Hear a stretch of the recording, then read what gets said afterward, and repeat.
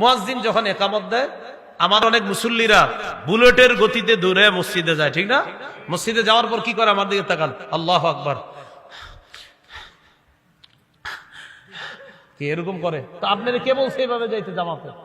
জামাত না, না হাইসেন না, পুরা ইসলাম শিখেন। এইভাবে তো আপনারা জামাতে যাইতে বলে নাই।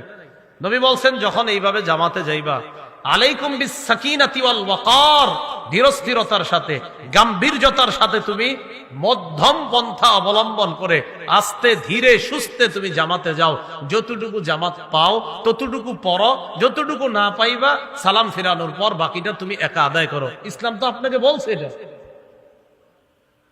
এরপরে আরেকটা ভুল কি করে দেখেন, দ্রুত দৌড়ে এই মসজিদটাই ধরেন, মনে করেন দ্রুত দৌড়ে আসছে, আইসা আপনার ওই যে সামনে কাদা কুদা দিয়া পাড়ায়া পুরা আইসে।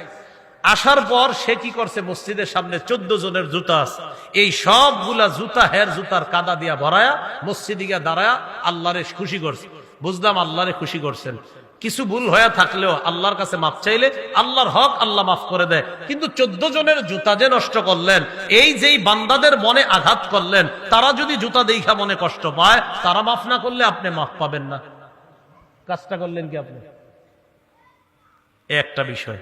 আরেকটা, আমরা যখন মঞ্চে আসি, এই যে আমি বা আমরা আলেম ওলামা, তখন দেখবেন এই জায়গায় অনেকের জুতা থাকে। তো আলোচকরে কি করে, আলোচকের জুতাটা নেওয়ার জন্য আরো 5-6 জন অন্য মানুষগুলার জুতা সব পাড়ায়া হজরতের জুতাটা নেয়। বুঝলাম যে আমি হজরতের জুতা নিয়ে আমাকে খুশি করলেন, আর 15 জনের জুতা পাড়াইলেন। এরা কি আল্লাহর বান্দা না? কি শিখলেন? ইসলাম তো আপনাকে এটা শিখায় না। আল্লাহ আমাদেরকে বুঝার তৌফিক দান করেন। তো আল্লাহর পাক রব্বুল আলামিন লোকমান হাকিমের মাধ্যমে তার সন্তানকে যে উপদেশটা, এই কথাটা আল্লাহ কোরআনে এনে বলেন, ওয়াকসিদ ফি মাশিকা, তুমি যখন চলবা মধ্যম গতিতে চলবা। সন্তানদেরকে এগুলো শিখাইবেন, আব্বু মসজিদে যখন যাবা কারো জুতার উপরে তোমার জুতা রাখবা না, তোমার জুতাটা তুমি আলাদা রাখবা, তোমার জুতার ময়লা দিয়ে আরেক মুসলমানের জুতা তুমি ময়লা করবা না। এগুলা সন্তানদেরকে ধরে ধরে আপনি শিখাইয়া দেন। লোকমান হাকিম তার সন্তানরে কয়, ওয়াকসিদ ফি মাশিকা ওয়াগদুদ মিন সাউতিক, তুমি মধ্যম গতিতে হাঁটবা, বেশি জোরে না, আস্তে না, আওয়াজ নিচু করে কথা বলবা। এত নিচু যে মানুষ বুঝে না, আবার এত জোরেও না শুনতে বিরক্তিকর, বরং এমন ভাবে যেটা শুনতে সাবলীল সুন্দর মনে হয়, এইভাবে তুমি কথা বলবা।